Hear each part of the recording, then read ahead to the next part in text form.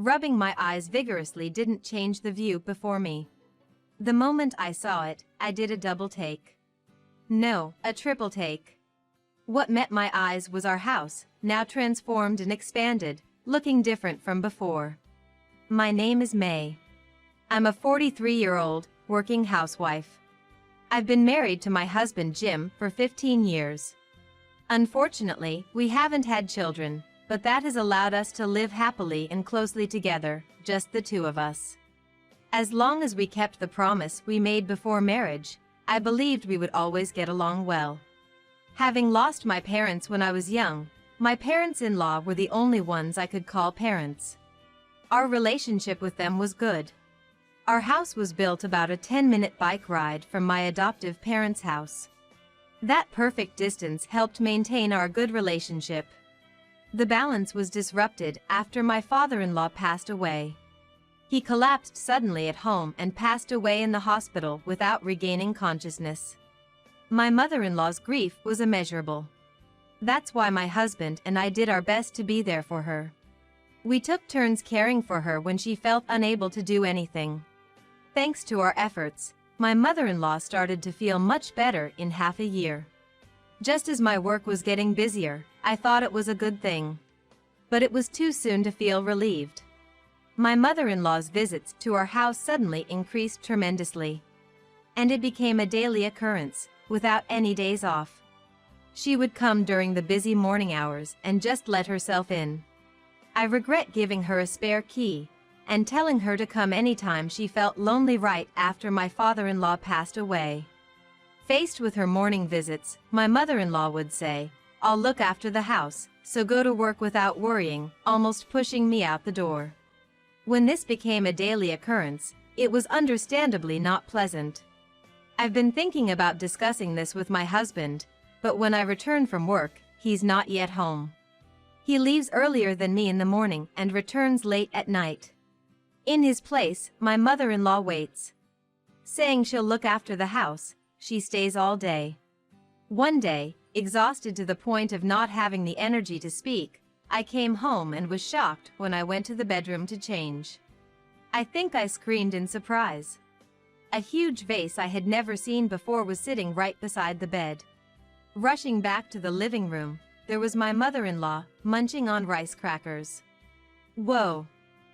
The crumbs from the rice crackers are spilling on the floor mat. No, that's not important right now. To my surprise, I struggled to find my voice. "Mother, did you go into the bedroom?" "Yes, I went in." "Did you put that vase there?"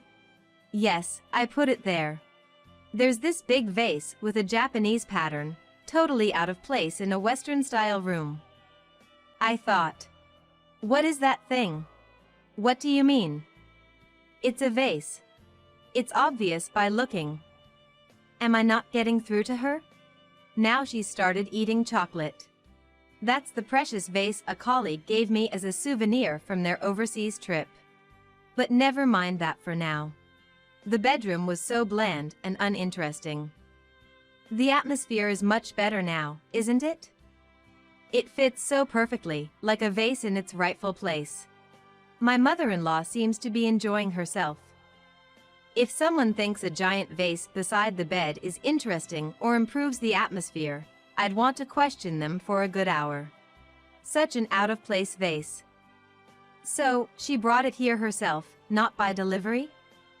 That's impressive. I thought. This is not the time to be impressed. Are we seriously keeping that vase? My mother-in-law says, "Oh, I'm tired from moving the vase." May, isn't dinner ready yet? Hurry up, please. So, she expects dinner too? What did you do today? Worked hard moving the vase? Is that so? Can you please go home? If this keeps up, I'll get fed up. At first, I thought she was just lonely, but now I don't feel that way at all. May, make sure to prepare rice and miso soup for breakfast. She's bustling around busily, ordering me around. May, where's my lunch money? I'm looking after the house for you, you're so thoughtless. At least vacuum daily. I'm the one getting tired of looking after the house. Don't modern daughters-in-law care for their mothers-in-law at all? Her endless demands are making me want to tear my hair out. And then she says, it's a hassle to go home. I'll sleep in the room with my son, and you, May, can sleep on the sofa. So, you're staying overnight? That's what I'm saying. Seriously, what kind of punishment is this? She finally left quietly after I gave her my treasured cookies, her favorite. I'm at my wit's end. Jim, please do something about your mother. I cried out to my husband, at my limit. Well, even if you say so. Mom must be feeling lonely, I guess. I thought that phase was long over. You know, it's like she's trying to take over our house. Saying it out loud, that seemed to fit the situation best. I had been struggling to describe what was going on, but once I said it, it clicked. Now it seemed like my mother-in-law was trying to take over our home. If things continue this way, it'll play right into my mother-in-law's hands. Oh, forget about the pot. I think this is a problem, but my husband just frowns. Taking over is an exaggeration. It's fine, she's just looking after the house while we're away. We don't need her for that. We have a home security system. Then should we cancel it? It'd save us money. That's not the point. No use, my husband just doesn't get it. Even if I ask him to talk to his mother, he always ends up doing whatever she says. So it's mother over wife. A mama's boy, huh? And still, my mother-in-law's visits don't stop. She's staying over more and more often. Is her takeover project going smoothly? Why do I have to sleep on the sofa? I miss my bed. Well, there's that. After my father-in-law passed away, we felt sorry for her. Maybe we've been too kind to her. Is this what they call taking advantage of the situation? As I was pondering what to do, I was called in by my boss at work. Worried that I might have made a mistake, I went to see what it was about.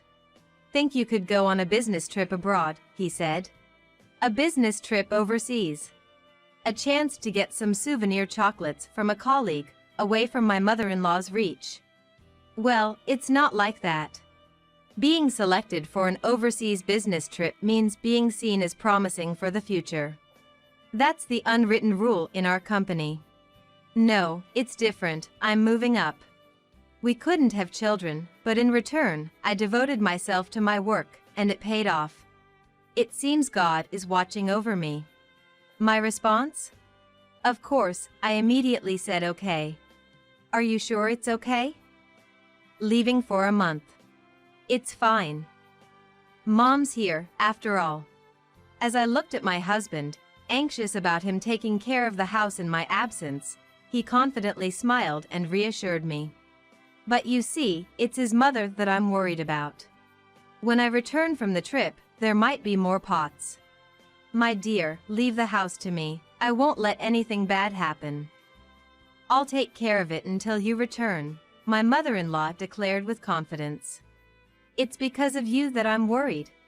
In the end, the business trip went too smoothly and got extended, and before I knew it, 3 months had passed.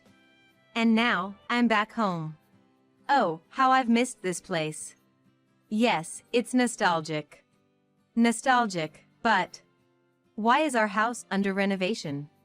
I close my eyes for a moment, hoping it's a dream, but when I open them, it's still the same.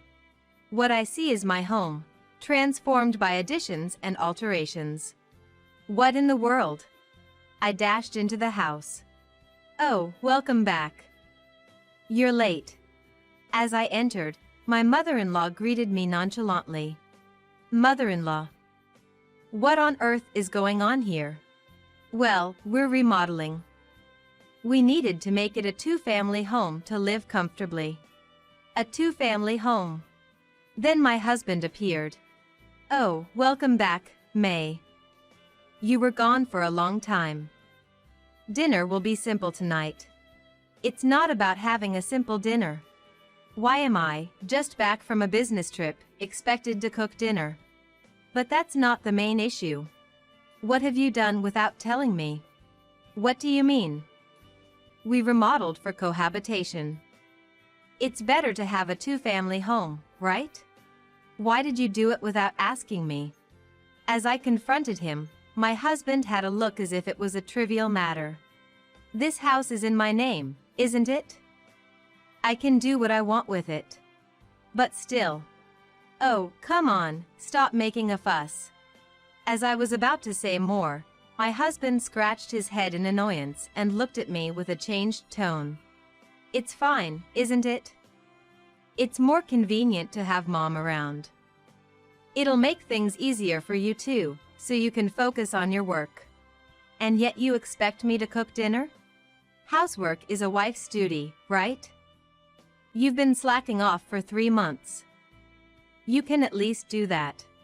I felt a wave of exhaustion hit me at my husband's words. Slacking off? Did he just say that? How busy I was overseas, working from morning till night. I didn't even have time to buy a single chocolate bar, despite being abroad. And the torment doesn't end there. Oh yes, I've turned your room into mine.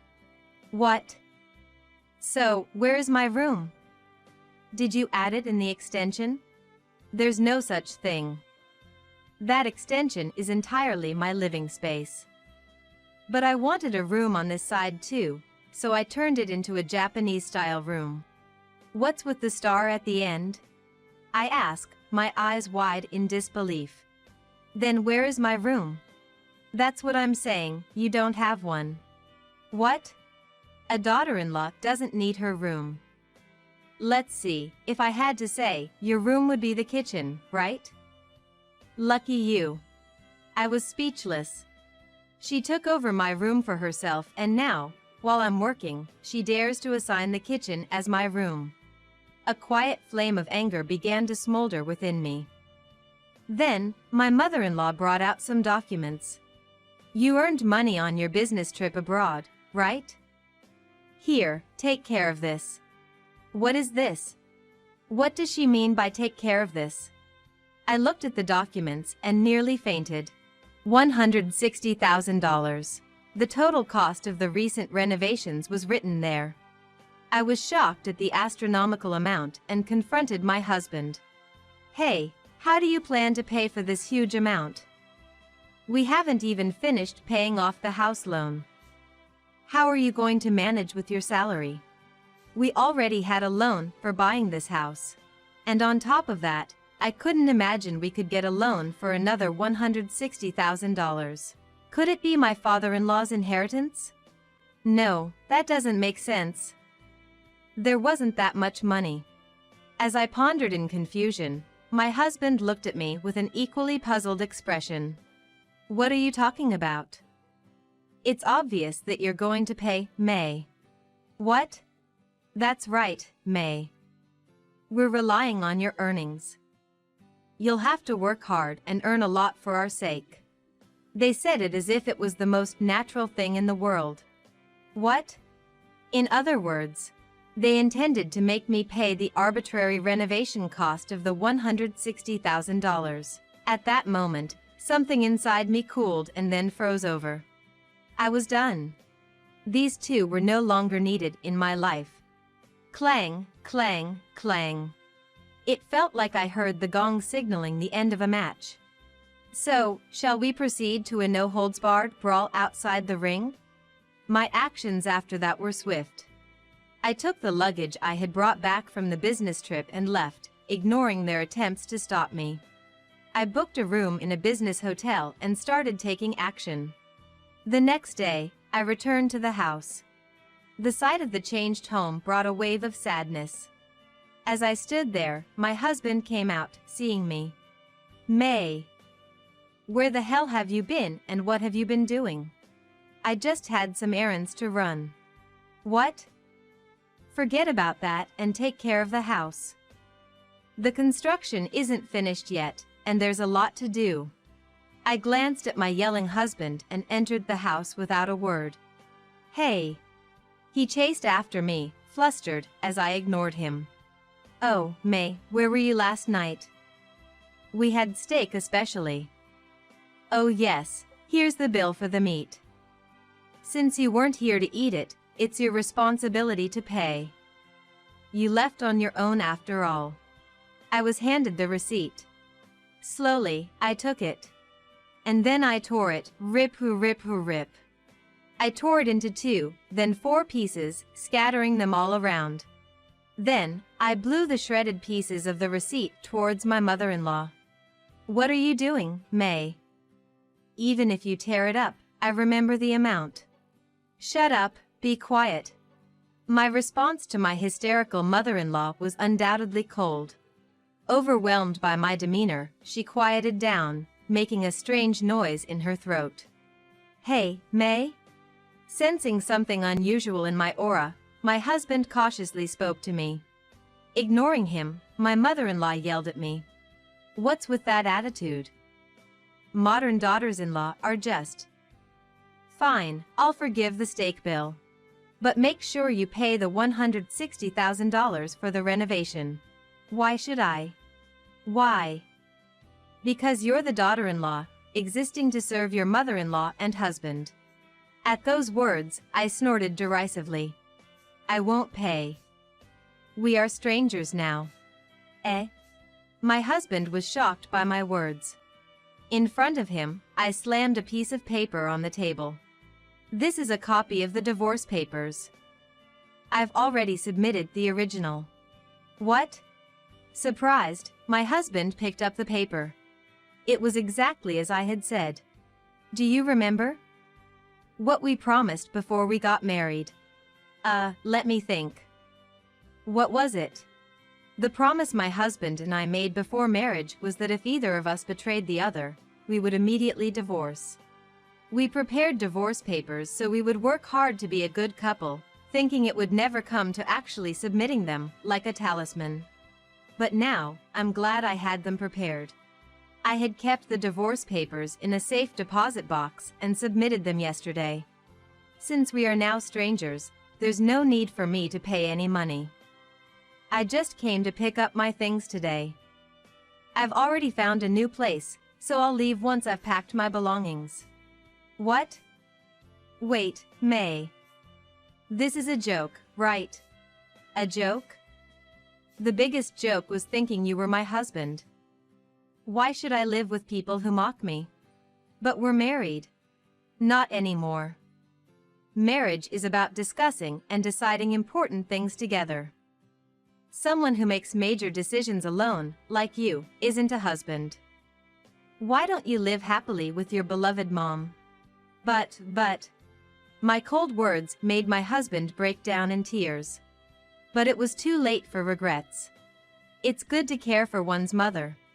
However, that should be balanced with caring for one's wife. The moment he disregarded me and followed his mother's wishes, our marriage was over. This house is in your name, right? I saw the estimate yesterday, and the contract is under your name. Good luck paying back the $160,000. What? I waved my hand cheerily as he collapsed to the floor in shock. As I started gathering my things, my mother-in-law grabbed my arm. Hold on, May, you can't just do as you please. I don't need your permission. It doesn't matter what a stranger thinks of me. What? As she was at a loss for words, I remembered something and handed her an item. Here, as a housewarming gift for the renovation. Be sure to display it in your room. What is this? It's a vase. I placed a palm-sized vase in my mother-in-law's hand. It was oddly colorful, oddly shaped, and had a particularly mediocre design. The most time-consuming task yesterday was finding this vase. Believe it or not, it cost $1. You're lucky, aren't you, mother-in-law? Stop joking around. What about the $160,000? What about it? Well, I'm just a stranger now. As my mother-in-law cried out with tearful eyes, I, laughing to tears myself, quickly packed my belongings and left the house.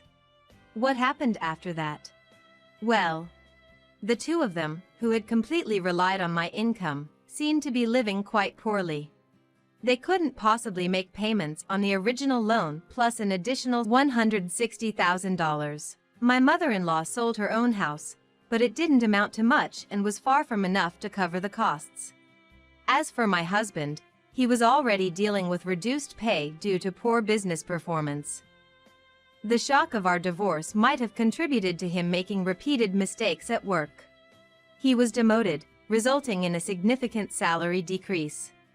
I remember receiving messages from him, filled with pleas. "Please, help me. I can't pay the loan and they're going to seize the house." My mother's behavior has been strange lately. She accuses me of being a thief, wanders around the neighborhood. It seems they might have to let go of the house. And with that shock, my mother-in-law was probably. Seeing his messages, I replied briskly. "Work hard for your mom, who's more important to you than your wife."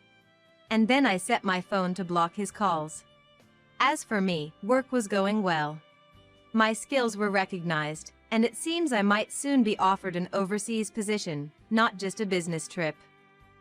Freed from the ill-fated ties, a bright future surely awaits me. Looking up at the contrails in the sky, I took a deep breath.